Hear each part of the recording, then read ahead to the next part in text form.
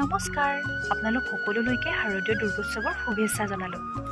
দেওবাৰৰ ৰাতিপুৱা লুচি আৰু বুট দাইলৰ চব্জি খাই বাৰু কোনে কোনে ভাল পায়। মই যে ইমান ভাল পাওঁ খাই জানেনে। সেয়ে যোৱা নিশাই তিয়াই থোৱা বুট দাইলৰ সৈতে মইনো আজি কেনেদৰে লুচি ভাজি বনালোঁ চাওঁচোন আহক।